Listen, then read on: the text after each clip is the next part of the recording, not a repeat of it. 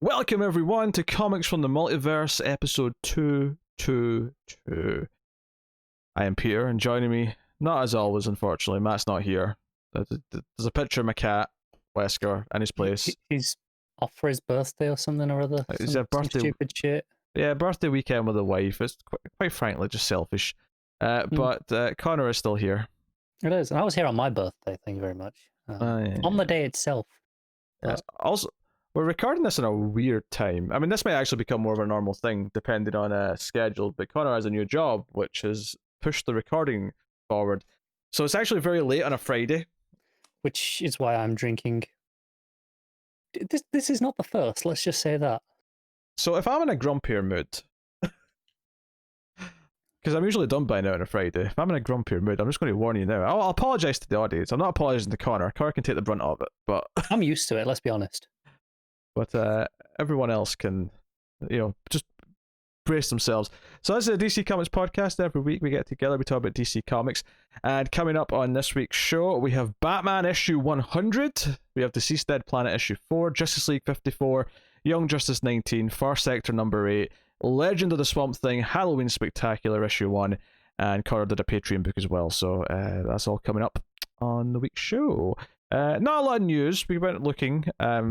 Solicits aren't coming till next week, so we should have some nice news next week. This week we have like one vague statement from Scott Snyder, which really ultimately doesn't really mean anything. No, we got him talking about future state, basically acknowledging that it's going to be glimpses of possible DC futures is what that event thing something is going to be, and I mean, yeah, who knows? But he did admit that metal is kind of tied into everything, and there are some changes he's had to make with 5G not happening to kind of tie into what the actual reality is going forward. Yeah, it's basically what we expected. Yeah. More than the other thing that I can think of was some Comics Hub stores pulled their resources and used the Comics Hub data to try and recreate some sales figures in a post-Diamond world. Oh, you don't say. Do you have sales figures? Kind of. Ryan Higgins' Twitter was putting them out the other day. And again, these are not official. This is a sample of 75 stores out of like 3,000 in America alone. That is a reasonable sample. It is a random sample. It's spread across different cities, different states. But it's not truly representative of the real numbers, and I don't think it has numbers, and also it's only based off of actual sales to customers rather than shop orders, so it's a very different type of sales chart. One could argue, despite the fact that it's a sample of stores rather than all of them, that it might be more accurate because it's actually sell-through rather than shelf copies. Rather than orders, yeah. Which, I mean, there's something to be said for that. This was just a couple of days ago that Ryan Higgins was tweeting about this, so I don't know if you're struggling to find it, because he tweets a lot. Yeah, I don't have access to it at the moment. I may have to look into this for the future, though, and it could mark a return of sales figures going forward. I'm just scrolling through. Oh, I found it for you. Oh, go on. Do you want me to just read them out? So they even did it by units and by dollars. So which would you prefer? Units, I think. Units. So this is for September. Mm-hmm. So it's pretty up to date. So number 1 was Batman 3 Jokers issue 2. Oh, that's very up to date. That was like last week. yeah. No, this is. They give me the dates. It is from August 30th to October 3rd. Because I assume those are the Wednesdays/Tuesdays that apply.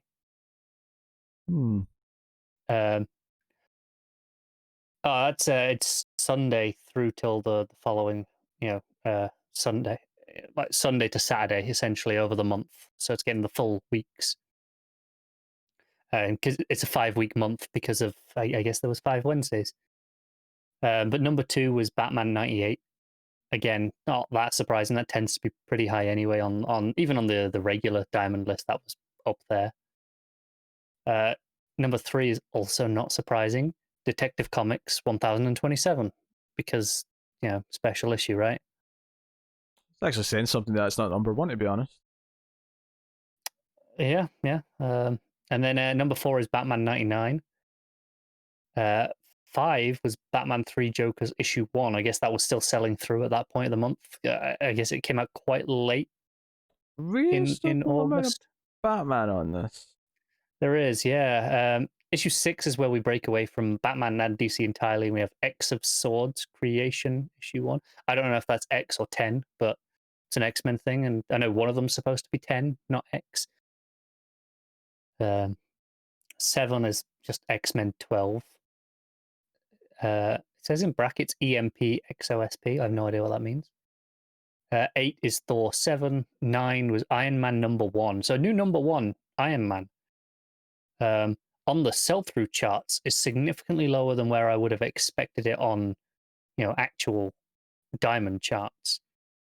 And then issue 10 was the Dark Knight's Death Metal Trinity Crisis one-shot.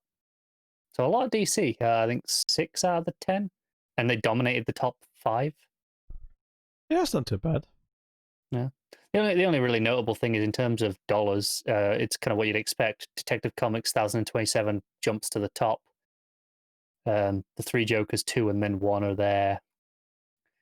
The only other thing that comes in that wasn't in the top 10, I think, was Death Metal Speed Metal comes in at number 8. Everything else is a little bit muddled around, but kind of the same books. Very DC heavy, which is. It is, and that's the thing. This is only 75 odd store or 85. Sorry, 85 stores.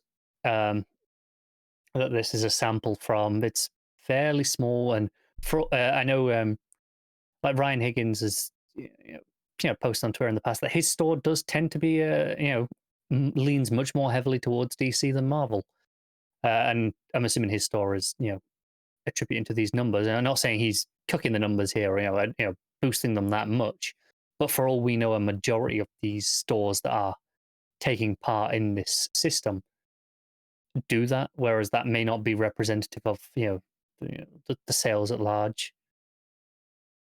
So I mean, it's better than nothing, I guess. They're trying. It's something. Yeah. But hey, that's pretty much it. There's really not a lot of news this week. It's the calm before the storm, before everything breaks next week with solicits. So hopefully we have some juicy stuff to talk about, and we expect it probably will be, because we're expecting all this future state stuff. Yeah, and it's telling that I think technically the New York Comic Con online stuff was this week, but there was absolutely nothing comics related to it. I know we usually don't get a lot, but there's often a couple of announcements kind of timed alongside it, and I don't know if it's just because it's moved online this year or just everyone's doing their own thing, but there was nothing at all comic related kind of coming alongside it. There was, because there was nothing even like announcement related at because they did like a digital Comic Con in the summer for SDCC, and it was basically a non-event to the point where fandom kind of made them look really bad, because DC's fandom, at least the first one, the second one was just kind of whatever. But yeah, the second one was just panels, not announcements, which I mean, I think some people were quite into for those things, but not for news. But the first one was, as far as digital events go, was up there, right? It's always about the news, though. What news? Of course. But I sometimes like just sitting down and watching, panels in the background. They're fun. So yeah, that's basically it news-wise this week. So luckily Matt will be back next week for all the juicy news. So that's good. With Matt not here, there's no sport talk tangents. That's I can try if you really want. No, you can leave it just fine. Do you know what? It wasn't so late. I might have done, but I'll let you off this week. Yes. So yeah, we'll get into the books. So we'll start off. Batman 100, James Tynion the fourth writing, with Jorge Jimenez on the art and the main story, and then we also have Carlo Pagulayan and Guillem March on the backup stories. Which I wasn't even sure this was like when I started to read this, I wasn't aware that it was going to be like a main story and backups. I really just thought it was going to be like a 50-page like finale to the whole thing. And it could have been. I don't think anyone would have been surprised. No. Not that the main story felt shortchanged by any means. It's just kind of what I expected. I mean, Tynion is really good at tugging on our bat like love, because having Barbara start this book, because we knew she was going off to the clock tower last the last issue, but her taking off the cowl and putting on the glasses and saying Oracle is back, as we see Steph and Cass and their new bat suits that we saw. That's the final panel and final line of dialogue on the first page is Oracle is back online. You're okay. We're in for a treat. Yeah, and we have Bullock standing up to the corrupt decisions, saying no, we're going to do this off books. Hell with a badge. I realized when he's like, what would Jim have done? He's like, I don't even have to watch. Yeah, throws his badge down. I really like this Bullock. And then we go straight to Nightwing, who's in blue, and we have Babs and Nightwing. Not only are they chatting and talking about him being back in the Nightwing suit and all that, but there's even jokes where she's like, hey, there's someone behind you. She's like, I already saw him. She's like, no, you didn't. Like, there's bickering. There's the wonderful banter of Babs and Dick already there. And so I'm very impressed by in this issue is Tynion did confirm in his newsletter this week that 100 was originally supposed to be his final issue. Essentially confirming those rumors about 5G were kind of true in some ways. We would have been relaunching with a new Batman next month. Maybe they'd have spaced out these last couple issues. Who knows if they wanted to launch in the new year or whatever. But and he said, he struggled because he had to really pivot with his writing. So he learned fairly late because he was working on double shipping schedules. So he was working ahead, and then had to realized he was staying on it and had to kind of reconfigure his stories to work long form. I think he's done a really good job of kind of pivoting fairly late in what the writing process was, by the sounds of it. Yeah, and all the stuff with Batman and Joker. So you get this idea that the Bat family are going around saving the city as Batman's taking on Joker, and Joker's throwing zombie Alfred at him, and try to he's like, hey, let's switch roles. How about I put you in the vat, and I'll become the new Batman. I've got the money, I've got the toys, I've even got the butler. So the fight's really good. You have Punchline being confronted by Nightwing, which I learned from whatever book I had to read last month.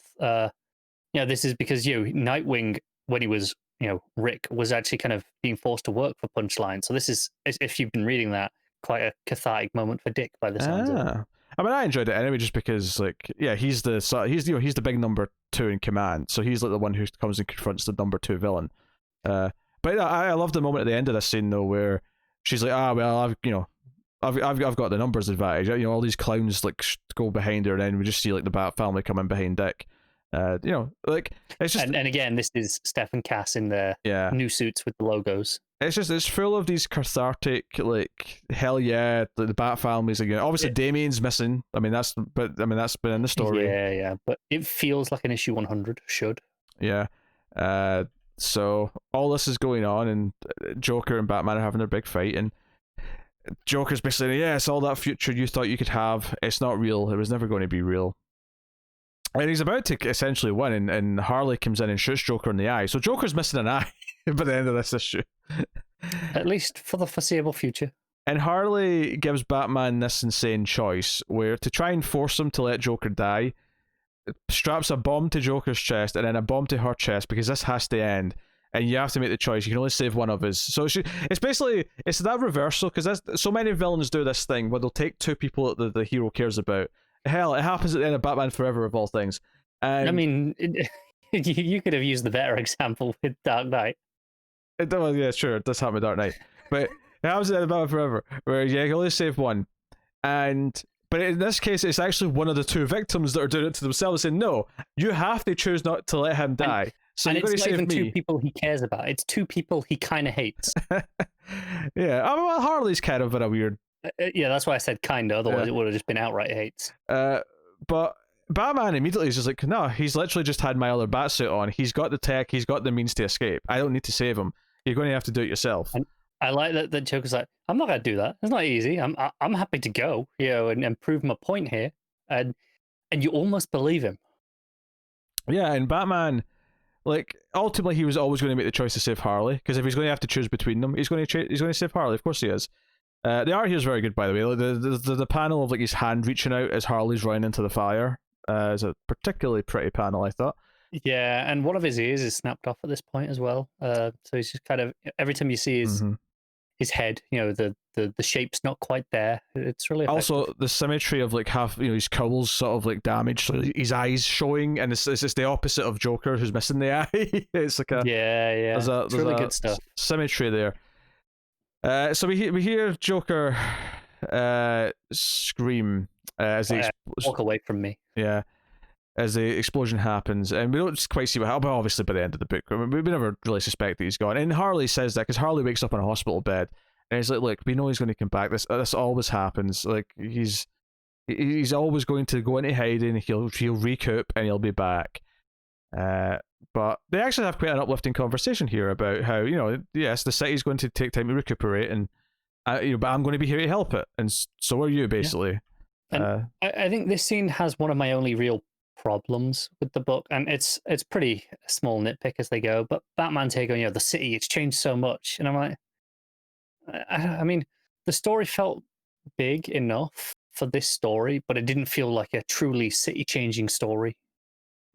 At least not for me. Maybe your mileage may vary, but for me, it didn't feel like it deserved quite this moment at the end of the story. I wonder if this is like an after effect of him having to like maybe push some things for future stories. That maybe there was going to be more big things that happened in this one. Do you want to get excited by something else he said in that newsletter? What did he say? He said it's going to be a big year ahead for people who like Babs in the Oracle seat. So now we would tie into some of the other Batgirls being the foot soldiers. Yeah. I said last week, well, maybe Babs going to retire the Batgirl and be Oracle, and you were like, there's been no suggestion of that, and now there's a. Well, there wasn't a suggestion of that. Well, now there is. There is now, but I stand by it. At the time, I was right. Yeah, well, I deserve my apology. Never. So, I actually kind of like the dialogue here where Batman's like, I have to be a better Batman. I can be a better man, a better Batman. And Harley's like, well, there's no point in being a crappier Batman. He's like, I guess not. So it teases the next villain we're getting, the Ghostmaker, which we heard about in solicits and we saw art of before. I do like the design though.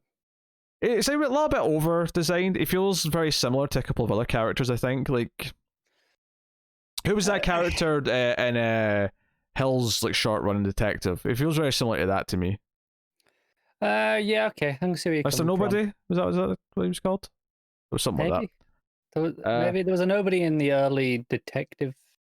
Maybe that's what I'm thinking of. Maybe Batman and Robin I'm thinking of in the New 52 by No, that's what that is, yeah. But if it reminds me of that, and I've definitely seen other examples of this, it's kind of the high-tech ninja. Yeah. I really like the white and the grey, though, as opposed to the black and the dark blue greys. I don't know. I think it looks... There's probably a reason why it seemed familiar, because it looks good. My only concern about this tease is that it feels like it's going to be a big city-changing thing again, because he's like, we'll make Gotham choose like their true champion, blah, blah.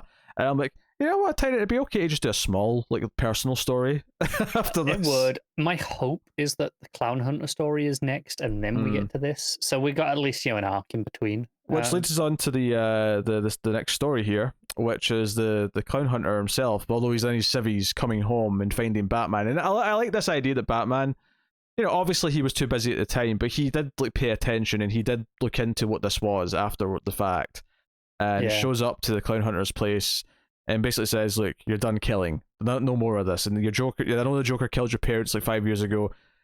I know why you're doing this. You're going down this path. And this kid's he's kind of Jason Todd-esque in the sense that, hey, you keep letting him live. Like, all those people who put on clown masks and helped the Joker during the riots and during the Joker War, most of them aren't in prison. Most of them are just taking their masks off and they're just walking down the street. They could be anyone. And they're normal people. I think I appreciate this coming right after Harley having that kind of exact same thing with him. Yeah, I like that too. And, so Batman gives him a car and says, hey, look, go to see Leslie Tompkins, take a better path. And he's at the end of the little story, he's like, maybe later when I'm done. Like, when I'm done killing clowns. So I think it's solid. Something I want to mention that I don't think I've talked about in any Clown Hunter stuff yet, but I think Clayton Cowles has been the letterer in all of it, and this has been consistent. I really like the font and the choice that they use. It's all lowercase as opposed to the standard uppercase that we get. It's almost a Comic Sans style font. It feels very young, right? It feels childish. And I think I really like that for Clown Hunter. It makes him feel young. and he is, right. Obviously, he's a school kid. Yeah. But I think it really works effectively. And there's even that touch where Batman's like, I can't just take you in because the neighborhood basically loves you and will not corroborate anything that they saw you do. They'll all stick up for you. So taking you in wouldn't work right now anyway. But if you do keep killing, I will come and stop you. They'd all stand up and go, I am Clown Hunter. Yes.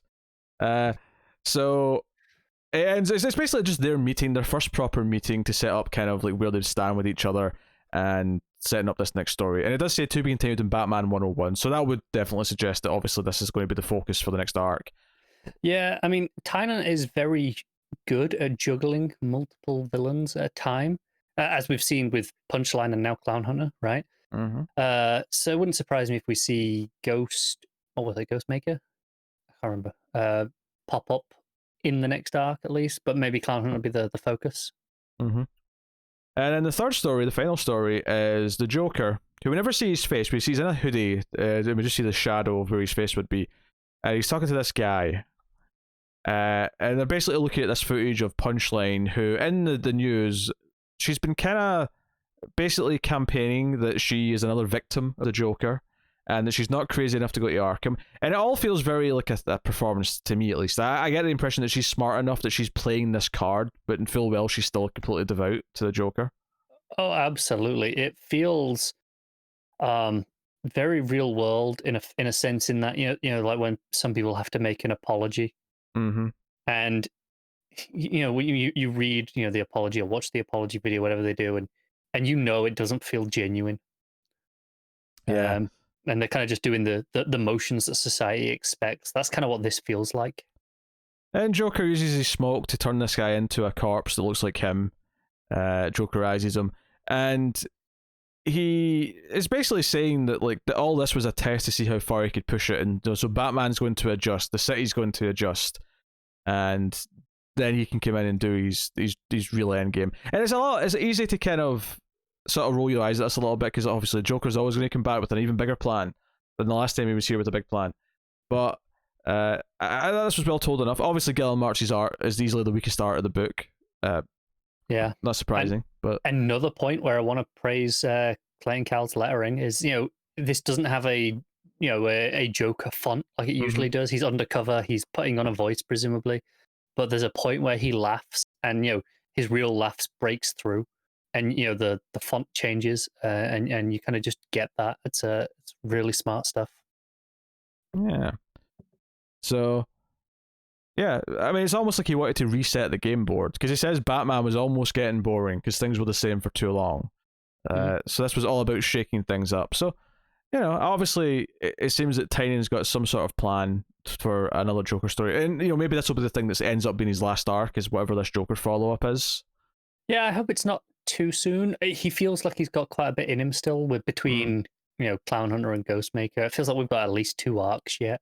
Oh, for sure. It may even be more than that. I'm saying I hope it's more. I could see this being like the end of his run, even if his run lasts another 40 issues, that this will be the last arc. But at the same time, part of me is like, well, does every writer have to end with the Joker as their big finale? Not everyone has, but it feels like it happens a lot, because the Joker's kind of seen as the big. It kind of feels like a lot of the time. I don't think it's they plan to end with the Joker, but it feels like a lot of the time the writers get told, "Hey, you've got one last arc," and they were like, "Well, I've got one more Joker story I want to tell." And they're like, well, I'm going to get it done, but in case I never get another chance. Yeah. And because, let's be honest, every writer has multiple Joker stories ready and waiting, because he's the Batman villain. Yep, there's some truth to that. But that's the issue. That's Batman issue 100. And it's really good. Yeah, it's just a solid issue. The backups were both good teases, especially the Clown Hunter one. But the Joker one is continued in the Punchline one shot. Yes, it says that then.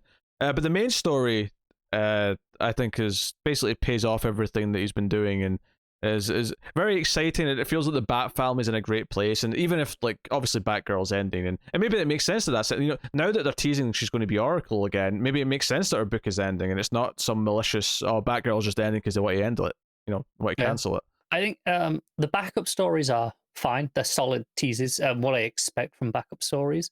The main story, though, I think is more or less flawless for what it's doing. I don't think I have really anything to complain about in the main story. Everything it does is really good. Yeah.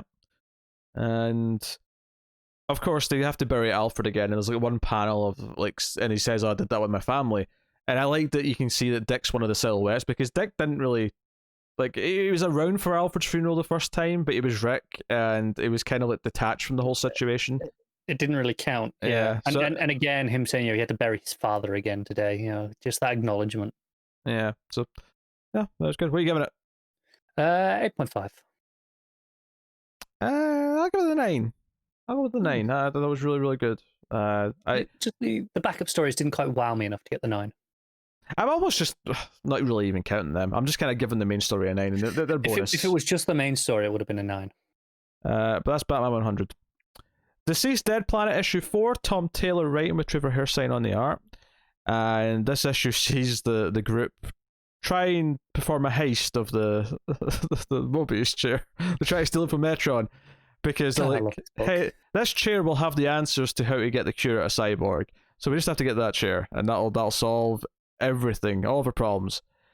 But we get some of the New God stuff. We get to see, obviously we got Mr. Miracle last time, but here we actually get to see Orion and Highfather, which plays off the Tom Taylor was clearly a fan of Tom King's Mr. Miracle, because there's some direct parallels and references to it, and what he does with some of this. The stand up moment, where I don't know if Tom King took that from elsewhere in the past and did kind of like what Morrison does. He could have done, but I do really appreciate that it does it. Orion keeps putting Scott down, and then eventually Jonathan just comes in and knocks out Orion, says stay down. Yeah, which is the opposite. I just love it. That's great. So they form all this plan at the start, and they're all kind of discussing what to do. There's some awkward Damien and Cassie kissing and all sorts. Yeah, Cassie saying an emotionally aware Batman is so hot. Yes. We have them going to have to, I think Mary and Jonathan go to get Dinah because she's still heartbroken about Oliver. And yeah, she got kicked out with him, and I think they're going to get Fate to kind of keep an eye on Ollie, keep him contained. But they go to New Genesis and form this plan, and Highfather agrees to call on Metron. Even though but a lot of it comes from Mr. Miracle's son's there. So again, it feels like it's kind of, hey, I mean, this book's been taken so much from different parts of continuity that it's kind of interesting that it's happily alluding to that recent run so much, and how he's kind of been absent and he's left his son with Highfather. It kind of feels they're trying to make that Mr. Miracle book into kind of like in a Killing Joke style situation. That I don't know if it's ever really continuity, but hey, if enough people use this thing, we'll force it into main continuity, and with Scott having a kid, right? Pretty much. So yeah, so that's some interesting little touches. But they try and steal the chair. Metron fights back, zooms off. But then Jonathan and that kind of explain what they want with the chair, and essentially convinces them. Mary Marvel specifically uses the wisdom to convince them that he's all about knowledge, and if everything ends, then there'll be no knowledge. And what is he going to do then? So maybe he should let them use the chair for a minute. He's like, should have just led with that. So Cyborg does sit in the chair. He does seem to have the answers, and it's like, okay, this all felt like it went very well. I was enjoying the whole idea of trying to do a heist on the Mobius chair. And so is this to recode his blood, which doesn't sound easy, admittedly. Yeah, but it comes off as easy in the context of a comic book. But then you get the last few pages, which is Apocalypse. Whatever's left of Apocalypse is rumbling. I love just the moment before this, though, is Metron gets the crystal ball, which is kind of what he's been at. That was the exchange, and he sees the future, and he's just like, "Yeah, I'm out of here." But we see this all this rock and Apocalypse just sort of explode, and of course it says Darkseid isn't as zombie Darkseid. Which I think also was used in the first DCeased book, right? We use that exact same kind of Darkseid isn't reference. Which I guess is their way of saying Darkseid is undead. Is they're going to keep saying Darkseid isn't. Because in the context of the first book, it was just very much, this is a play in words because he just died. So Darkseid isn't. Whereas now it feels like they're using it as kind of, this is our way of saying undead Darkseid is Darkseid isn't. Pretty much, as they call him, unliving Darkseid. But yeah, same thing. But yeah, he goes to New Genesis, and that's our last page. Is him. He's got Orion under the palm of his hand. He's huge, by the way. He's giant here. Yeah. Things not looking too hot for New Genesis right here. No, and it makes me wonder if Scott's son might perish. I mean, do the heroes like come back here and like in time to see any of this, or have they just went back to Earth and they don't even know this is going on? I don't know. The narration, who I'm not entirely certain who the narration's from. Can you remember? I don't know if it's told us or not, or if it's a secret. But it's just by the time that he felt it was too late, unliving Darkseid was already upon them. Telling the story, which implies also that it was too late for the Earth heroes, or at least as to me. No, it does. That's what it sounds like. No, that's good. The art is, I think, the big splash pages. Darkseid coming out of the rock and all the beams. Phenomenal. It's fantastic. I think Hairsine does stuff for another place. He's like, I hate Highfather's beard in this. Highfather's beard. I'm gonna have a look because I never had a problem. Show what it looks like. It looks like the beard you get when you create a character in a PS2 game, where it's just really rigid and just this solid chunk of mass. He uses some solid wax on it. It bugged me, all right, and I think it never bothered me. For the most part, the art's good, but I thought Highfather's hair looked. I mean, I can kind of see what you're getting at now that I'm looking at it, but it didn't bother me. I actually think Hairsine's facial expressions are getting better as he goes along as well. I actually would agree, because I had a lot of problems with the first book, and I think this one's had less of those issues. Although I still don't think it comes close to the Unkillables mini. I thought the art in that was. I might agree with that. To be fair, it was pretty spectacular, but I think all of the emotional moments in this actually have the appropriate facial expressions that really effectively convey the point and really pay off nicely. Yeah, that last page is great as well. But both those big Darkseid splash pages are fantastic. And I feel like this book has been good about trying to have one or two of those per issue. Not last issue, but the second issue, it was the Plastic Man reveal. Yeah. And it's been doing a good job of sort of sprinkling those throughout. I have to say that I am enjoying this. It's really good, and I love how it keeps playing with more DC continuity and mythology and all that. But that Unkillables book set at such a high bar. Like, I love that Unkillables book. Do you know what I think it was more than anything? I think it was the double-sized issues. Maybe it was, yeah. There was just so much story you could do in one issue that it just... I think if you look at this as... What we've got so far, essentially, as 2 issues instead of 4, I think we'd be talking about those 2 issues on par with Unkillables. Maybe. With how much has been going on. Because we'd have essentially ended the first issue with that Plastic Man reveal, and then ended this one with Darkseid. And that would have been 2 phenomenal issues. Maybe that format is the better suit for this, or maybe the better suit for... I mean, I wouldn't say Tom Taylor's, because Tom Taylor's regular issues for other books are all great. So it's not like there's an issue there. Just whatever it is about DCeased lends itself, I think, to those oversized issues where I think it's such a big cast that he's playing with, and we've got more time to do things, and have more character beats with a wider variety of characters per issue. Yeah, maybe that. But there you go. That's the book. What are you giving it? I'm also going to give this an 8.5 because I do think it's pretty great still. I'm going to give it a straight 8.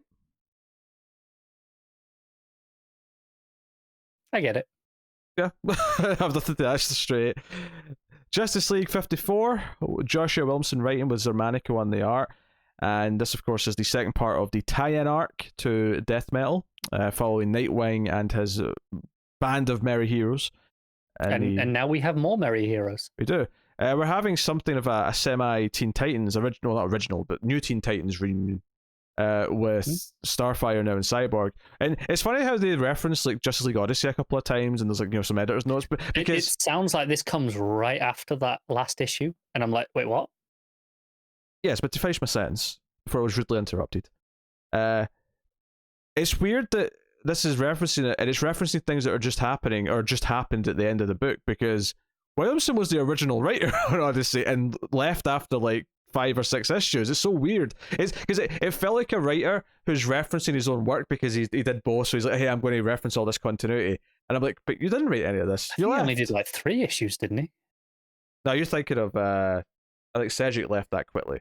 Oh yes, you're right. And then Williamson lasted like a whole arc, and then he left too. yeah, you're right. That's why I'm thinking of Cedric. So that was just an interesting little tidbit. But yeah, they land on Earth, or wherever we technically are. I mean, if you can still call this Earth. It is still. Yeah. They made a whole big thing in that first issue of Metal going, no, this is Earth, remember. What's left of Earth. So the question why Lex is even there, why are we dealing with Lex? And Hot Girl is ready to shank him. Can we talk about Starfire's fantastic flaming style mohawk? It's such a great look. I would be okay with this as the standard Starfire look. I think it's great. I don't like when they change her hair. I get confused. So... Did you not recognize her here either? I recognize her just fine. Keep in mind, Martian Manhunter's fighting the evil, the Mindhunter, the Batman Martian Manhunter, the evil one. Well, because he's trying to do what the team's trying to eventually do, which is to like get the Legion of Doom away from the throne, so that Perpetua's power goes down. But so we see some examples of that and what's in his head. And when he feels pain at one point, Hot Girl feels that too, and so there's kind of this link still between them. But there's a great moment. He mentions that he's still linked with all the Justice League. True, but I feel like he's probably got a bigger connection with her, given their... Oh, definitely, their relationship, yeah. But I think it's notable that they kind of acknowledge that link is still there. But the characters are talking, we get Cyborg and Starfire bonding. They kind of like had this friendship from the Teen Titans because they were kind of the two newbies who lived in the tower, which is a nice touch. But I did love the moment where reality starts to break down because they're at like a beach of giant, starfish, basically. Robotic starros. Yeah. And Nightwing's talking to Corey, and her hair changes back to normal. In fact, not even just the hair, her outfit as well. It changes into New Teen Titans Starfire. And he's like, well, that was weird. That was like a glitch in the Matrix kind of thing. And then he's like, wait a minute, this isn't real. And he wakes up, and it's actually Lex. Oh, it goes backwards because you first hear Master Richard. And I forgot we didn't. Like Alfred. No, so I was jumping ahead to when Lex wakes him up into the real world. There's like another couple of pages of him waking up in different parts of the timeline as if he's been like knocked out. So the first one is when he was shot by KGB, so it's kind of going back to that, and he's actually okay. It's as if he woke up just fine afterwards. It's like everything from that point on for him has just been a dream. Yeah. But then it goes back to New 52, he's in the red. Then it goes back to when he was Batman. Then it goes back to when he was in the old Nightwing suit and Barbara's in the chair. Then it goes back to when he was in an even older Nightwing suit and Barbara's Batgirl. And then it goes back to him when he's Robin. So it's going through all this history. I really like this kind of format of just the way it kind of flashes back, just with these key, not even moments, but key, the costuming tells you everything. Oh yeah. Those pages are great. The actual double page layout where it shows you like that all the characters are having this moment, whether like Kendra seeing Jean and Cyborg seeing his father and all these different things. Like I don't know if I needed as much. Like it felt weird to me that there was so much like Dick still in that page. Like I thought this could have just been a nice simple page of like this is what all the other characters are seeing kind of thing. It probably could have been, but it does lead into Dick kind of being the one that is breaking out of the nightmare, so it kind of works for me that he's kind of interjecting himself into this. I love the layout here though, with it's this Starro in the middle with the eye, and then just all the panels between the tentacles. Yeah, I think that's super effective. So Lex wakes him up, and he's like, "You idiots! Like this is why you need me along with you, because you just stumbled into this minefield of like telepath like nonsense," and so they have to try and wake up the others. But the big cliffhanger, of course, is that these Starros are going to use the rest of the team to like fight them. They're going to control them. So the next issue is going to be this, Lex Luthor and Nightwing teaming up against the controlled Cyborg, Starfire, Hawkgirl, and Bobo. We've not really mentioned Detective Chimp, but he's there too. He was there from last issue. Yeah. There's some like fun banter with him here or there. What I expect from Bobo, basically. Yeah. Xermanico's art's obviously still very good, and because this is double shipping, I expect that he's not in the next one because he did the first two, so I assume he's off the next one. Really sucks because I think he didn't get to shine in this issue. He did some great layouts and some great stuff, but Xermanico shines in action, right? And there's very little action in this issue. Yeah, not a lot of it at all. It's a solid issue though. I'm liking this as a tie-in arc. It's definitely not something that works or stands on its own completely. Oh But no. I think as a tie-in arc that it'll go great in the omnibus with the rest of the story. I think this is a fine look. It's nice to give these characters a bit of a spotlight. Plus it means that they tie in the Legion of Doom in some way. Like this is how the Legion of Doom are like factor into things. But we get to focus on Nightwing and these characters and have them sort of feel a bit more important to the story overall. We're also obviously we have Speed Metal and we're getting other things and Yeah. But it's nice to spend some time with, especially this group of characters like Nightwing and Corey and I suppose Cyborg as well. We haven't really seen them together that much in a long time. I like their bonding. When they're talking about this, hey Vic, it's been a long time. You missed a lot, and the last stuff he was on Earth for was I can't remember what they were referencing, but it was like years ago in real world time at this point. Oh yeah, in comics, it was like from before Odyssey. Yeah, and I was like, oh yeah, okay, it's been a while since these characters have interacted. I mean, you made a dig at Cyborg there. I actually really liked having Starfire's couple of moments here. I do as well. I'm just predisposed to make digs at Cyborg. I think it's when someone mentions Jarro and he's like, who's Jarro? It's like, oh yeah, you missed a lot. It's like, yeah, Jarro's been a thing for seemingly so long now in our minds that I guess that's how long it's been since we've had these characters interacting with anyone else, and I have missed that. Yeah, it's Hot Girl who says she misses Jarro when she sees all the big starfish. Delightful. And you know what? Props to the writing for remembering or realizing that he was gone and wouldn't know who Jarro was. It's one of those things where I almost imagine that Williamson's writing this scene. They see this beach full of all the big giant starfish, and he thinks, I'll have Kendra say, "Oh, I miss Jarro," because that's a funny line. Because no one really likes Jarro that much. He's kind of this little annoying pest that they'll have to deal with, and he probably just had a moment where he went, "Wait, Cyborg wouldn't know who that is." And I think I know you're giving the credit there to Williamson, but it may have been editorial. Oh, it may have been that picked up on this. If he didn't, editorial doing their job properly should do.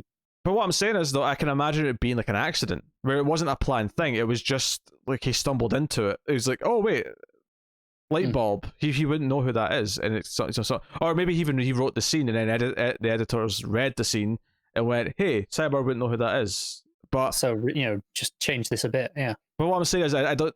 I mean, maybe it was like it could have possibly been the thought of that first, but I'm assuming that they didn't start with the thought process of we'll have this joke where Cyborg doesn't know who Jarro was. I'm thinking in some form of the scene existed preconceptually or was written, and then either Williamson or the editor went, "Oh wait, he wouldn't know who that is." No, that's my assumption as well, because it feels like a natural thing for someone to react to with all the Starros there and referencing Jarro, and then kind of realizing, oh hey, he wouldn't know. Honestly, if I'm going to critique it, I would say that he should have swore. Obviously, it'd be censored in the way they usually do it, but it should have been, "Who the F is Jarro?" Or "What the F is Jarro?" I think that'd have made it even funnier. But, I think it probably would have, yeah. But hey, that's Justice League 54. So what you giving it? I'm gonna give it an 8. I think it would have been a 7.5, but the art and the layout especially bump it up. Yeah, I'll probably go to 7.5. I think it's good, solid tie-in. It's not a must-read by any means, but I do not feel like I regret reading it though, which is sometimes happens with a tie-in. I've said this last couple of episodes, but Death Metal so far has proven to be very sort of worthy in the tie-in department, but they've all felt worth reading. Very, very much the exception to the rule, though, isn't it? I have to keep this going. I'm not going to complain. So yeah, that's Justice League. Young Justice, issue 19, Brian Michael Bendis writing with Scott Godlewski on the art. As Connor starts to get drunk because he's not talking about this one.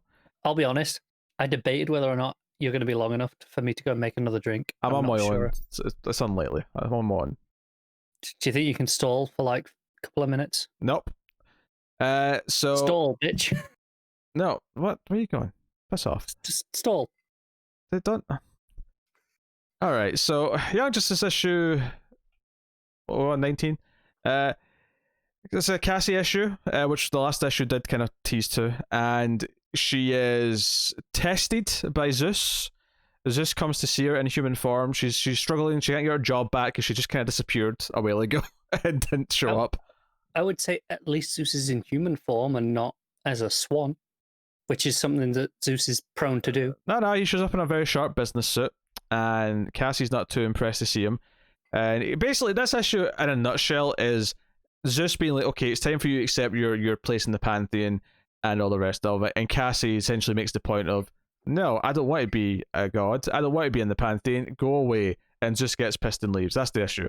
But in between all that, wait. yeah. We had a whole issue with Zeus, and he didn't screw someone. He did not screw anyone, no. Very un-Zeus-like. But he did conjure up some giant monsters for her to fight, and she ends up fighting this giant thing in Times Square, which is like, well, is it Times Square? Is she in Metropolis? Maybe Metropolis, but it looks like Times Square. Metropolis is Times Square. Yeah, it's Times Square adjacent, right? It's a big main street with lots of screens and shit. She looks like she's in Metropolis, which basically could have just said she looks like she's in New York. It's interchangeable. Yeah. So the rest of the team aren't involved for the first half of the issue, but they obviously, after this big fight with the monsters, she gets in touch with them all, including Naomi and Spoiler, who are both there, which is cool. And as they're discussing all this stuff, giant stuff starts happening in the water. Poseidon shows up, and she's like, oh, it was really Poseidon who was trying to test me. That's what this is all about. So the whole team, help her fight off Poseidon. And that sounds like it's probably really amazing on paper, and it's all right. It's a big double-page spread. It sounds like such an un-Pete story. I bet Matt would have liked this a lot more. Probably would have. I mean, it was fine. The art is good. I thought the art was really nice. Godlewski does a good job. Color's really nice. Pops. But the usual things I like about the art in Young Justice. But it all boils down to her, disowning and saying she doesn't want this, and it ends with her shedding a tear as she looks up at the sky, is just as pissed off, angrily. It's okay. It's Young Justice is a really weird book. Do you know what? This would be a fine issue if it was like, oh, we're still doing an ongoing book, but it's ending in 2 issues, so it feels like a really weird thing to be doing 2 issues at the end. The whole book feels somewhat aimless, and that is kind of a shame. This is an issue on its own, though. Is perfectly fine and solid. Like I say, it probably feels a way more to Matt than it does to me, but it was an easy enough read. It was, for a Bendis issue, it wasn't too wordy. There's a little bit heavy third-person narration on a couple of pages when it was kind of talking about Cassie as if she was a legend, as if it was the scrolls of whatever. The scrolls of whatever. The scrolls of whatever. Yes, that's my cutting-edge analysis of the situation. I feel like we're really missing Matt's angle here. We probably are. Matt would have stuff to add to this, but he decided to go and celebrate his birthday. All right. What a dick. So don't cry to me.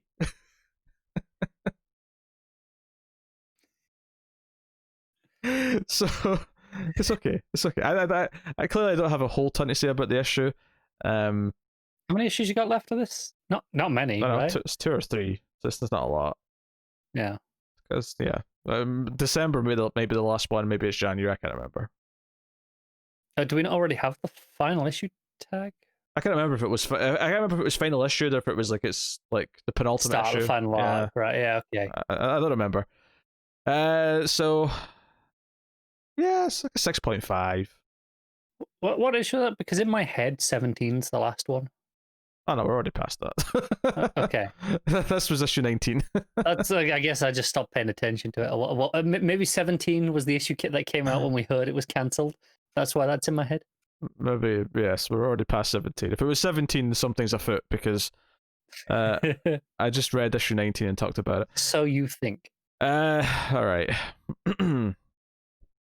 Okay. Far Sector, issue 8, N.K. Jemisin, writing with Jamal, Campbell on the art. And you know what? This is a really good book. I want to make this very clear. This is a very good book with wonderful art, and it's surprising. You're about to lead into a but. I don't like this. And no, it's a very enjoyable book, and it's impressive how much I enjoyed reading this issue. In spite of the complaint I'm going to make, which is the same complaint I've made the last 2 or 3 issues, is I cannot remember a thing that happened in the last issue. Do you know what? I felt that at first, but as it went on, it was coming back to me. And even things that didn't come back to me just as I was reading it, there were things at the end of this issue that it would reference. And I'll be like, oh yeah, that was a thing. But it didn't, in some books that would detract from my experience because I would be it would be triggering something. I'm like, yeah, that was vaguely a thing. But as soon as they kind of referenced an event, it came flooding back, which helped. I think it was, even though it was buried in my memories, once it was referenced, it came back in full rather than I had to actually reach for it. Yeah, it was this thing where it took me a few pages to remember they were in a Matrix style place. Like I'd forgotten that completely. I got that pretty quick. There was something near the start that made that clear for me. There was a couple of pages. I mean, it was because the first page is a recap, and then the second page, which is the start proper, the first panel is none of this is real, and there's an actual fight happening. I'm just in an interface overlaying, and I'm like, oh yeah, okay, AI. Yes. It came back like that quickly for me, at least. When I was reading this, like literally, like okay, those two panels were enough for me. No, I read that, but it took me another couple of pages to remember there was a whole story last issue about her going into the Matrix and how tough that was and how she's got this helper going with her and all. Like, don't get me wrong. The first page has her in a Green Lantern power loader from Aliens. It's appealing to my sensibilities, right? And a Leroy Jenkins. Right? They know how to appeal to me. I don't give a shit about World of Warcraft, so piss off with that. No, I don't care about that either, but I like because it pointed out later during this issue that Earth memes are currency for these people. And it's her helper from that people making that reference, so it made it even funnier in retrospect. Yeah, okay, but I really, I mean, it justifies it in retrospect though why this alien is saying this, because why else would she be saying it? It's weird. No, exactly. But no, like the power loader thing, fantastic. And yeah, once I sort of remembered we're in a Matrix style world, and I vaguely remember why they're here. It's just one of those things where I vaguely remember a lot of the broad strokes. Like I remember obviously what she's investigating when she goes to the council later, and she's sort of like making her case. Like I remember obviously the one that she had the Night of Passion with, and I remember kind of the basic setup of things. But there's so many little things that they mentioned in this that I was like, I have no idea what she's talking about right now. I think this is going to be a phenomenal trade. It will be. Just hand to anyone, right? This is going to work so well. But there's points where they start talking about other suspects or something like that haven't been brought up in the issue before, right? And I'm like, clearly this is something from like 2 issues ago or something. And I'm like, I have no idea what they're talking about. Yeah, it probably doesn't help. This is on a bi-monthly schedule. And then before, I don't know if it was the last issue or the one before, was before the shutdown. We've probably had only 3 or 4 issues this year. Yes. This is the second issue after the shutdown, I think. Maybe the third, but definitely only the second. You know what I mean? Yeah, I do, but yes. You phrased it weirdly. Yes. So, this is the last 2-3 issues I've had this feeling, and it has been worse. Like when it was monthly, I wasn't doing too badly. It was fine. I think the first couple, you were like, there's a lot to remember, but it did start going in after 2 or 3, right? Don't get me wrong. It was tough because it's such a full mythology that the book introduces on its own, where we've got these different races, this planet, all these different rules, all new characters, all new backstories, all these society. It felt in many regards like reading an image or an indie book where you had to learn everything from scratch rather than knowing 80% of it just from DC knowledge. And because of that, it wasn't like completely smooth, even monthly. It was that sort of thing. Well, this is really good, but it'll probably read even better than trade when I can take all this information in one sitting and not forget things. Since it started like being, the big break with the shutdown, and then, every other month afterwards, like this has been such a. And I sat there to read it, and I was like, what? I questioned, like, did I just wait for the trade on this now? Did I just like leave this behind? And the first page has the power loader, and I'm like, oh no, this is so good. Like, I want to read it. And I don't know if those recap pages with the one with the power loader is going to be in the trade. I think it will. That at least that one plays well enough. Like, there's other comic books that have almost just as recappy first pages that aren't recap pages, so I think that will be there. No, that's fair, but not necessarily. I mean, if they cut these, you could probably cut it pretty easily, because 90% of this is, I'm the Green Lantern who's on this city, and there's all these people, and there's the emotional repression. That's what 90% of this page is. Yes, and every single reprint of Jeff Johns' Green Lantern one still had him starting every issue with "I am the Green Lantern of Sector 2814." So don't even start. No, it did. It'll be there, and it'll be a problem. It'll be something to critique if it isn't. But I do think it's a kind of a bad recap page, though, in that it didn't actually set up what the situation was right now, specifically, because it took me a couple of pages to remember they were in a Matrix style thing. Like, she could have just had a line saying, I had to follow someone into whatever this is called. Yeah. It mentions the assassinating the counselor, which and she's the one fixing the mess, but it doesn't mention the digital world, which is, it comes in the next couple of panels for me. To you a couple of pages, they said. Yeah, it was just a gradual thing where because I read what she says about, oh, this is not real, it's just like a thing, and I'm like, what? Was that something to do with the planet? Like they all have like holograms over their faces or something? And then it's a couple of pages like, oh, they're in like a Matrix thing, and then I looked at the other person, like, oh, that's why she's dressed like Trinity. That was a whole reference last issue, and yeah, it kind of came back then. But I the last few issues of this I've read, I always have this feeling that I'm not getting everything, even when I'm understanding the gist of what's going on, and I'm getting where it's going, and Joe's reactions to things I'm getting, but it always feels like there's these details that I just like. They're talking about things I just don't know what they're talking about. I'm always afraid that that's going to happen when I sit down to read it, and I'm afraid, a couple of pages in that I'm not getting it. But then every time I am, like for what however it does, I don't know, because like I said, there are comics I've dropped because of delays many a time, because I just the pacing kills it. I struggle to remember things, but for whatever reason, with this comic, maybe it's a testament to its writing as a whole, that when it references something, it triggers like a full flood of the exact details, rather than just, oh yeah, that vaguely happened, and then I have to work for the rest. It all comes back every single time, for me at least.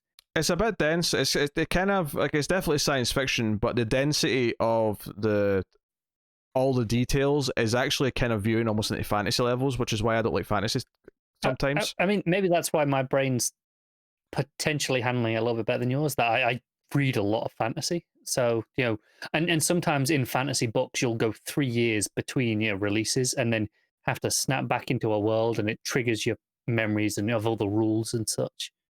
Yeah, so basically they get the people they're after in the Matrix, and they're just hired guns. They're not the ones behind everything. They're hired to do the job, but they're not actually the head honcho or whoever it is that's behind it. And they don't know who it is. They don't learn. Yeah, so, Joe wants to find out, and her rings ran out of power, so she's actually sitting in her civvies for the rest of the issue. And I like how they address it. Sure. Like, someone's like, why are you in that? And just to acknowledge that it is different. And she's called into a meeting where basically the head honchos, I think it's the plant eating one, you know what I mean, the one who's not the other two, the one who eats people, he gets really sort of offended and kind of like makes all sorts of accusations about Joe, and Joe is feeling unwelcome, like I came all the way to this planet from Earth, like either you want me or you don't, like I'll happily go, like if you don't want me here I can leave. And the other guy sort of runs out and makes it very clear that that's not the case. Anyway, so this is the thing. The end of this issue, the dude's, whose name I don't remember, because I don't remember any character's names other than Joe, he gives her, I mean, I like their conversation, because she talks about how he's like different if he's on the drug or not, when he's got the feelings and when he doesn't. He's insistent that he's not, that it's still always him, just sometimes he's, as he puts it, more melodramatic.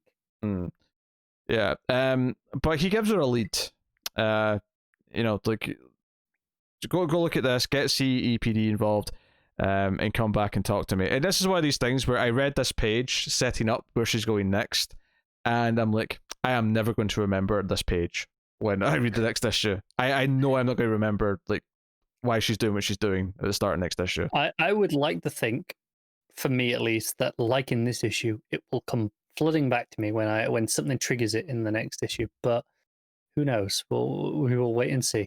I mean, the book flows really well. The art is gorgeous.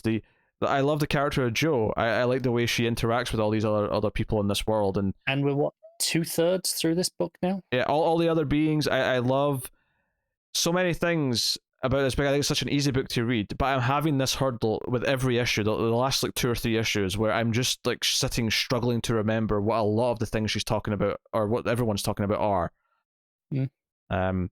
And I mean, yeah, exactly. You know, the I think what people would say to me is like, well, why don't you reread like the first like batch of issues? Not every before every issue, but like maybe to refresh the whole thing before the next one. I'm like, yeah, and if I had the time to do that, that'd be wonderful. But I don't. So yeah, I mean, correct if I'm wrong. You don't read a lot of comics at the minute outside of what you have to because of time reasons, and not just because of the, like this. You don't read a lot of anything else, really, do you?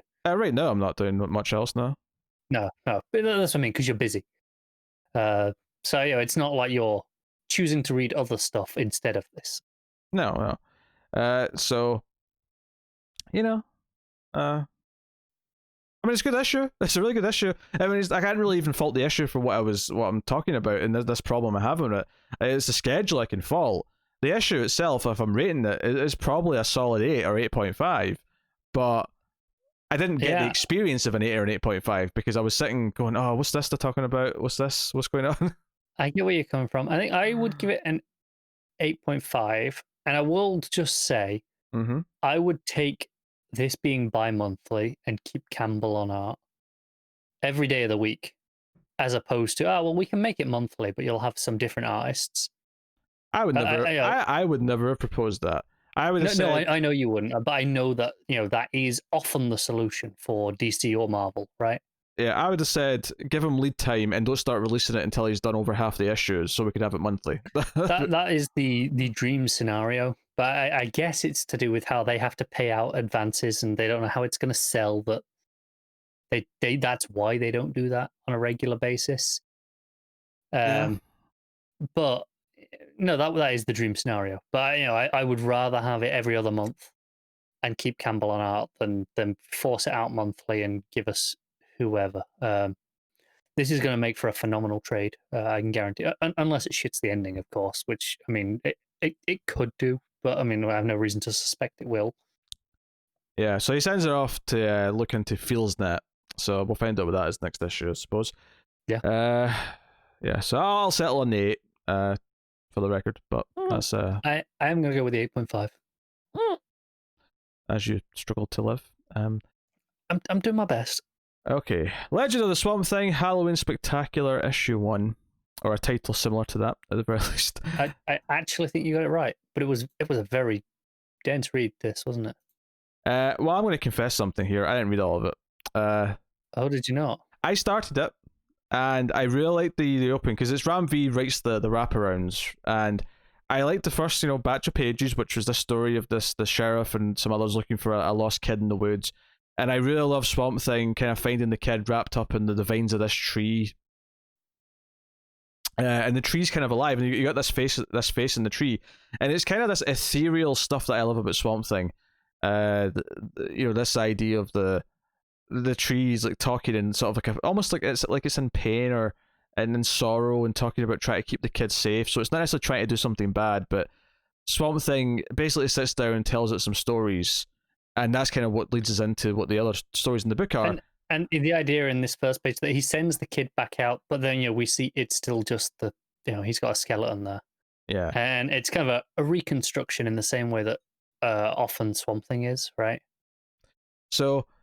But then it goes into these stories, and it's it's stories from different periods of history. The first one's the Romans in Britannia and like Stonehenge and all that stuff. And I read this story, and first of all, I thought the art was pretty bad in this story. Just to put it out there. What? No, not at all. The faces in this are horrible. I don't think they're horrible. I think they're very different. They're not doing the standard thing. That Caesar dude who says "lost," for example, a couple of pages in, his face in that panel is atrocious. He's got a very square face, but I don't hate it. This is even the panel under that. He's got this like really undetailed pointy nose. I'll give you the nose on that one, but that's all I will give you. I did not like the art in this story at all. I thought it was a dense read. Like it took a long time for it to become even relevant to anything Swamp Thingy, right? So and not that that's a problem per se, but I came into this book thinking, oh, I'm going to get an anthology of Halloween Swamp Thing stories, and I was all excited for a bunch of Swamp Thing stories, and I read this one and didn't like it at all, and then I got to the start of the next one, right, which is by Via Alea is the next one, and I typically like their work, and Emma Rios on art, and it looks really good. But I read the first like 2 pages of this, and I was just in the style of storytelling that it was, and it was going to be another kind of this period piece, and it was, and I got to the end of the second page, and I thought I'm going to look ahead and see kind of what the next couple of stories look like, and I just to see if I wanted to read them. And I looked ahead, I skimmed through the rest of the book, and I had no interest in reading the rest of it. So I just quit there. I just backed out. I really like this. Is not Swamp Thing is a little bit of a misnomer to describe this. It is the protector of the green through the ages, right? Or champion of the green, I suppose. I think is the official term. The Vita Ayala and Emarius one. Emarius' art, which I've been a fan of in the past, but I don't think it had dawned on me how similar it was to what was the Hill House book? Which one? Oh, the one with the two girls. Oh, Lola Woods? Yeah. I was getting major vibes like that. And I don't know if it was the colours as well. Jodie Belair's the colours on this. I don't know if she did Lola Woods. I don't remember. She might well have done, judging by how this looked with those flat colours, the oranges and the reds. It really reminded me of that visually, which I liked. Yeah. Well, I mean, you could tell me about the rest of the stories because I read past the. Yeah, the one after that we had. It's that story of the Japanese soldier on the island who doesn't know the war's over, basically. But he has a Swamp Thing companion in a plant who is with him and is talking to him and is constantly trying to prod him like, hey, maybe the war's over. Maybe you should go out and explore the world, and see for yourself. And it goes on decades, and there's farmers there, and this Japanese soldier is thinks the soldiers are thinks the farmers are the enemy soldiers, and starts trying to fire on them, and that's when the Swamp Thing has to actually step up and stop his companion, his friend of decades at this point, stop him from taking out the innocent villagers. It's quite tragic. It's a really solid story, actually. It's really good. That's Julian Little with John Timms on art. I really like the art on this. Very expressive. Not a lot of Swamp Thing. Most of the time, he's like just a flower in a boot. But it's really good. And the next story is actually Tynion with Christian Warden art, which looks gorgeous. I don't know who's on the colors for this, but I think it's just Christian Ward doing his own colors. It has such an ethereal vibe to it. Like the greens, the reds, they're so standing out, not vibrant, but soft, almost watercolor-esque, the way they blend. All this war, it's like a kind of like piratey story. This abandoned on an island, rescued on a ship. It's all about it's set. Oh, if this one gives a year, it's quite a long time ago. Age of Discovery is what it says, and it's all about just finding the new world and finding themselves, and the green kind of expanding to the new world. It's again, the art is the showcase on this. Oh, it does have a year, 1494 AD for that one. Okay. So it's all about that new world discovery.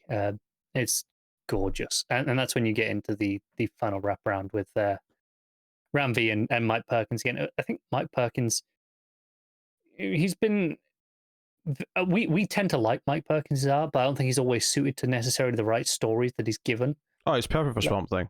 Oh yeah, because we had him on Green Lanterns for a while, and in the right scenes in that book, at the end of that book, he was fantastic. But in other scenes, hit or miss. But in Swamp Thing, he is phenomenal, and he has some layouts here at the end, kind of that forgoes traditional paneling, where there's just faces popping out of silhouettes of the various Swamp Thing creatures and fists and hand, such thing. And I think this is probably my favorite work I've seen from Mike Perkins, where he does those just like 3 pages like that. They are absolutely phenomenal, just gorgeous. You read this wraparound? Did you skip to that, or did you not bother?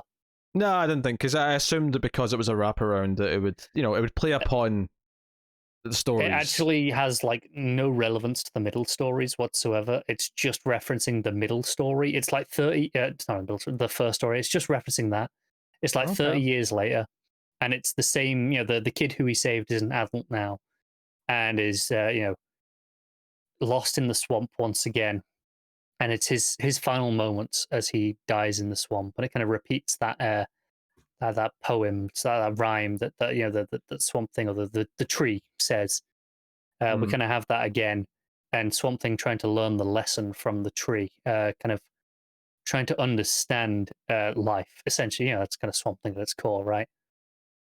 Yeah. And that's kind of the point. This wraparound is very much linked together. It's not really two separate stories. It's one story with a 30-year time jump.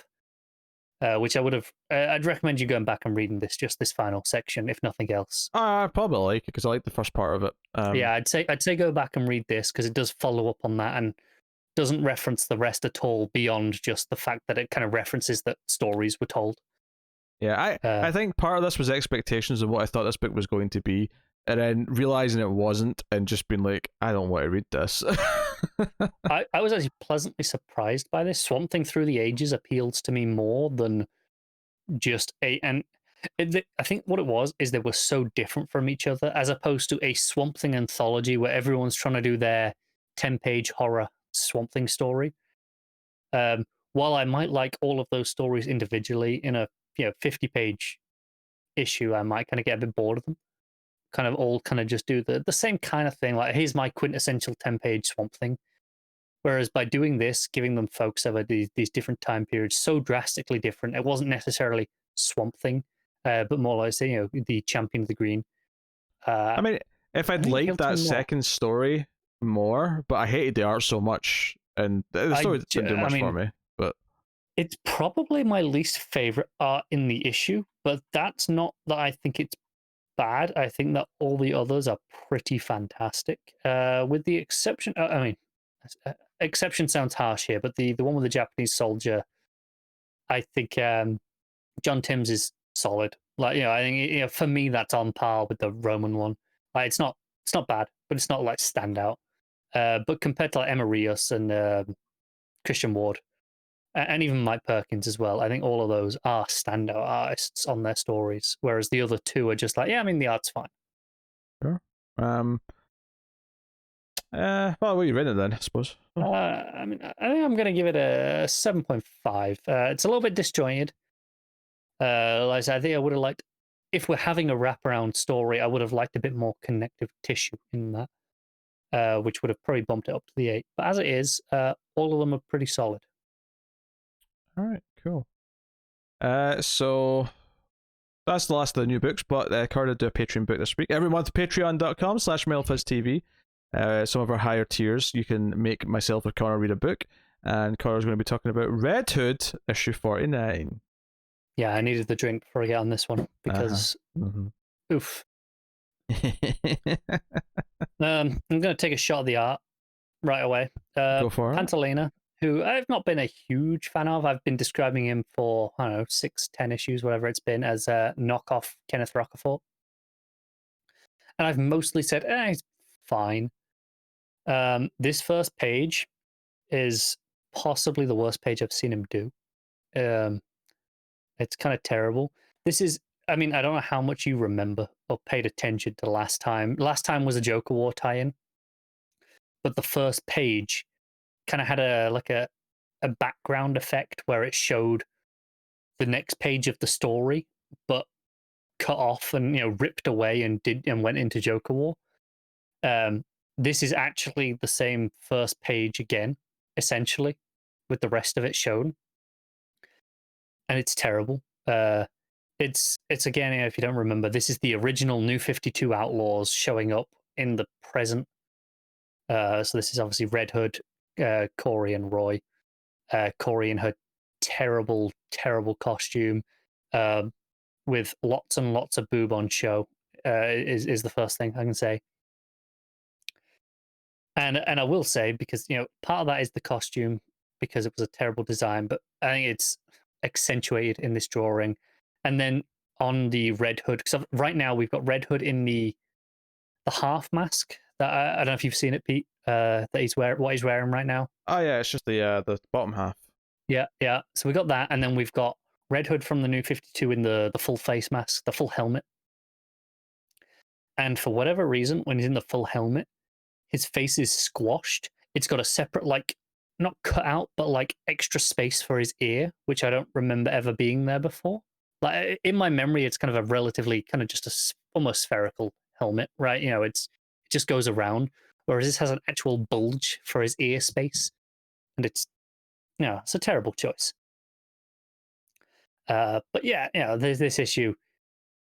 We have them show up. It tells me in an editor's note at some point that they were in the Chamber of All in the original New 52 Red Hood and the Outlaws issue 3. So that's when these are from. This is before they were barely even a team at that point. They barely even knew each other.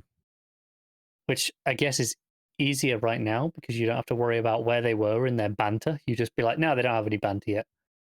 I guess, but it's kind of rough. It's they're all fighting together and holding up their army. They got to close the door.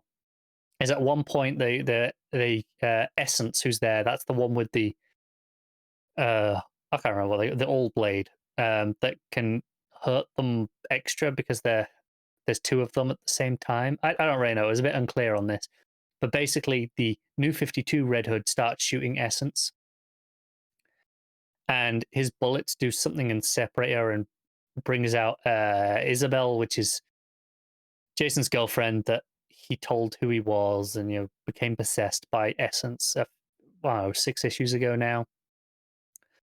I mean, New 52 Jason also knows who she is. So apparently she's been around a while. I didn't realize she'd been around this long. But New 52 Jason's like, hey, you told her who we are. But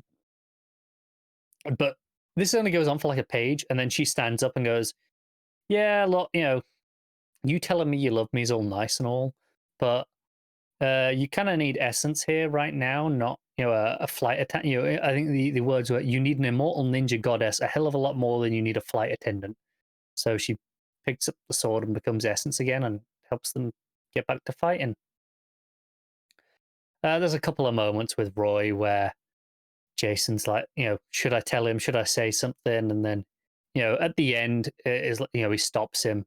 He's like, hey, Roy, can I have a second? And then just gives him his hat back that he lost during the fight. And he's like, yeah, and Roy's like, hey, I'll see you again soon, right? And he's like, yeah, of course. Absolutely. Which is, it's all just pointless, boring stuff. The arguably more interesting stuff is Bizarro. I'm shocked, I know, because that's been the case for most of this book. With a very disappointing ending, frankly. I say disappointing. There's like one issue left of this particular run, and then I don't give a shit. But last issue, it ended with Bizarro in hell killing Trigon. That's right, Trigon is dead. In the current continuity, Trigon is gone. And I know Pete remembers this because he made many a joke last issue, including the title of the episode.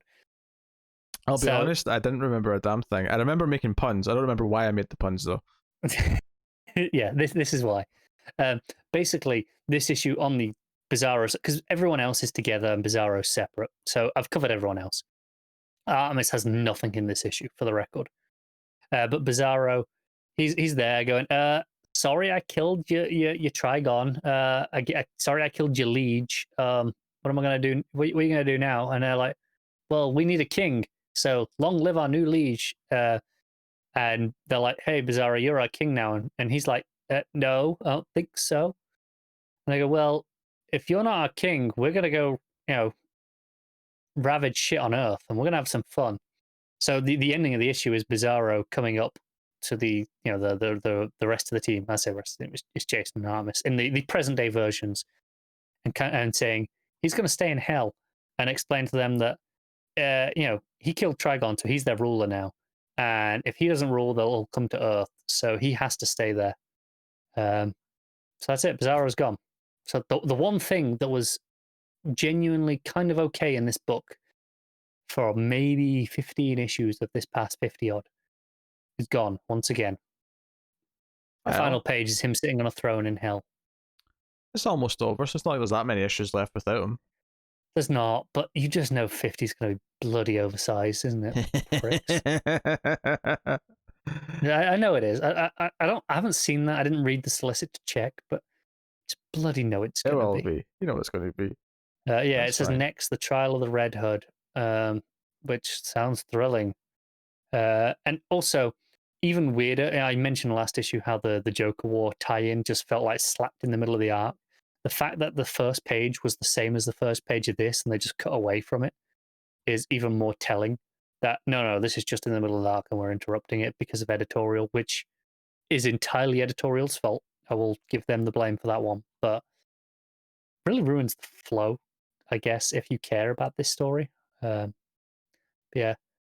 I'd say this issue is marginally better than the last couple, even though the art is probably at its weakest. I mentioned the terrible Corey at the start.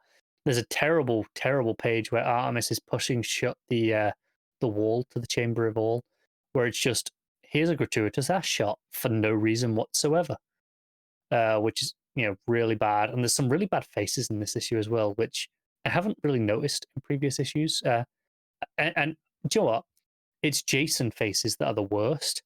And it's when he hasn't got the half mask on, when he's talking to Roy. So I wonder if the fact that he has the half mask on covers a lot of the problems that would have been there in previous issues, because I don't know how often we see him without that.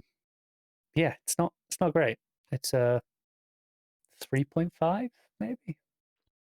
Yeah. On the upside now that Trigon is dead, he can finally start that movie career that he's been hoping for, and we can get such hits as Trigon in 60 seconds. And Trigon with the wind. Did you not get enough of this shit last month? I can't say Trigon fishing because that's what I used for the title last month. Yeah, you did that. You did Trigon be Trigons. Oh yeah, I remember that. Yes. I don't know what else you did, but those were the ones that spring to mind. Are you telling me that Try is gone? Is that what you're saying me? Did Try gone? Yes, that is exactly what I'm telling you. Now, shut the F up. It's gone, everyone. It's gone. All right, there you go. That'll take us out of the part of the show where we pick our favorite stuff of the week, favorite panel / moment, favorite cover, favorite art, top 5 if there was indeed 5, because I might actually not be at 5. Maybe I'm at 4. Oh, I'm at 5. I think I'm just at 5. So I'm at 5, so you must be. We'll start off with panel / moment. It's only 2 of us this week, so I can't make Matt go first. So I suppose I'll jump in here, and it has to be. Well, it's one of 2 things from Batman. It's either Oracle saying she's back, and then the page of like everyone fighting with her talking to them, or it's everyone jumping in behind Nightwing. It's one of those 2 moments. So I'll probably go with the everyone jumping in behind Nightwing, but both are pretty equally like, it's basically Babs and Dick affirming themselves as the 2 leaders of the Bat family after Batman. They are the 2 seconds in command, as it should be. But yes. No, fair enough. Those are both good moments. And I'm maybe being surprising by not choosing either of them. I'm just going to go with DCeased and go with Darkseid Isn't, which I feel like I might have used Darkseid Isn't the first time that came up in the original DCeased, but I'm doing it again here. That might have been my next pick. But so in covers, if we dive into that, there's a couple of good variants for Batman. I think I'm going to go with the one for Deceased Dead Planet, though, which I was sitting here while you were talking about Red to try to figure out which movie it was. Yeah, and I think it's Aquaman. But, it is Aquaman, yeah. But it took me a while, because it's all the Green Lanterns, and you've got Dinah, of course, the Green Lantern version of Dinah, up at the front, kneeling down with the sword, and I'm like, what is this from? The art's really nice, but like I was like, what is this? And it's Aquaman. I realized that all the rocks that are floating through space are supposed to be sharks. Are supposed to be the fish. Yeah. Yeah. It's a very good cover, and I think that's Inky Lee who did that cover. Yes. And I'm actually going to choose a different Inky Lee cover, which is the Far Sector one. Oh, there you go. His variant, very nice. But I actually, that DCeased cover is pretty great. I actually didn't even look at the first set of ones because it doesn't count as DC on this list. I forgot to check Young Animal. You have to check Young Animal. Did you check Wonder Comics for Young Justice? I didn't, but I already ruled that out. I knew I was leaving that one out. I forgot about. I checked it because I hadn't seen the covers, so I was like, I better have a look. And it is a Manipul cover, and it is nice. I'm happy with my choice, but it's not Manipul's. I mean, it's not standout work. It's just a lineup shot. All right, what's your favorite art of the week? Art of the week has to be Far Sector. I think Campbell's great. Yeah. I mean, I've also got Xermanico here. I think the main art in Batman's really good, but I'll probably agree with Far Sector as an overall. Hell, if we got a full issue of Mike Perkins' Swamp Thing, I might have picked that. I can appreciate that choice, to be honest. I might have done if we'd got like a full issue of that, but hey, that's what it is. Yeah. What's your top 5? It is what's number 1? Batman? No, DCeased. DCeased Dead Planet. Then Batman, then Far Sector. Then Justice League Swamp Thing. That is fair. I just realised this is maybe the first time in a long time where if Matt's missed an episode, he's not sent in his thoughts. I assume it's because he was away like Friday, Saturday, Sunday. He's been like busier the whole weekend. I did message him earlier today going, hey, did you read any comics yet? And he's like, no, I haven't got to them. So I didn't bring it up. Aye. So he's obviously he'll read them before. I don't know if he'll read them before next week necessarily. Some of them he might if they're more relevant, but I imagine he'll read Batman before the next Batman and so on and so on. He might read Justice League if there's a metal thing, death metal issue next week. I don't know if there is or not. I'm going to put Batman at number 1, then DCeased Dead Planet at number 2, and then Far Sector at number 3, Justice League at 4, Young Justice at 5. There you go, easy. Oh, that was actually surprisingly easy. So there you go. This is easily the shortest episode of the show in years, and it's a combination of a couple of things. One, there's only 2 of us, which usually does shrink it a little bit because there's not that third opinion. 2, not a big list of books, and 3, normally if there's not a big list of books, I would throw in some questions.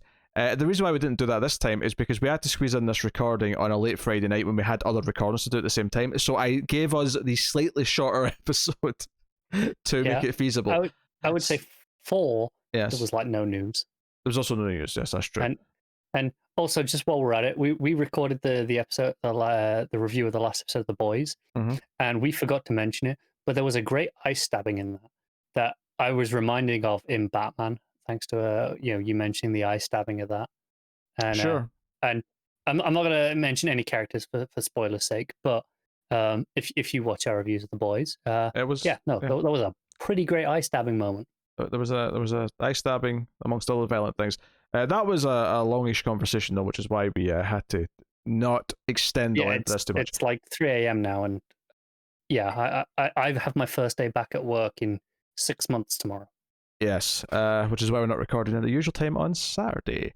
So, but hey, but yeah, just to let you know why it's maybe a little bit shorter than you're expecting. Should be back to normal-ish length next week with the return of Matt. So yeah, that is the show basically. Obviously, thank you to our Patreon producers, who I'll now thank once I get my list up. Thank you to Tyler Hess, Cindy Palacios, David Short, Board Now, Al Tribesman, Christopher Moy, Brett Williams, and David Brown. Those are $20 or more patrons, which means they're producers. But you can, of course, support us at much less than that. You can give us $1 per month, and for that $1, you get some bonus stuff for some of the other shows we do. The $5 tier specifically, you get early access to the show by 24 hours. Well, I shouldn't say exactly 24 hours because it's not exactly 24 hours.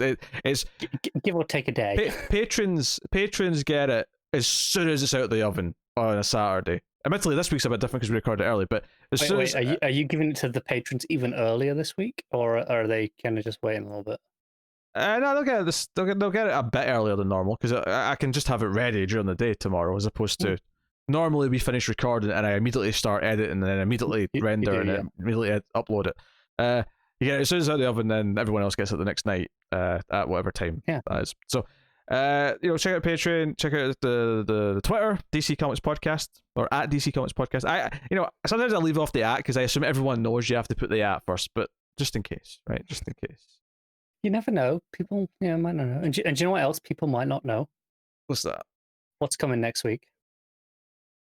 I did forget to tell him that, didn't I? You did, yeah. Okay, well, hold on a second. Let me go back to. Just completely ruined your flow there in your final bits. Look, but... it's after 3 a.m. All right, it's time for other things. I'm not even going to bed. I've got other plans to do things, but I need a break. I've been sitting here talking for absurdly long, like 3 hours probably.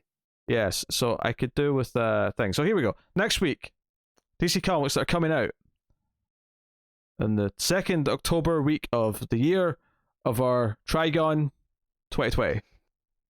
The year of the Trigon. Detective Comics 1028, The Flash 763, Wonder Woman 764, Superman 26, Dark Knight's Death Metal number 4, so we're back to the regular issues for that. I mean, it didn't really feel like it went anywhere because all those one-shots felt really important. Strange Adventures issue 6, Justice League Odyssey issue 25, The Batman's Grave number 11, Green Lantern season 2 issue 8, Rorschach issue 1, so we got a big new issue 1 next week.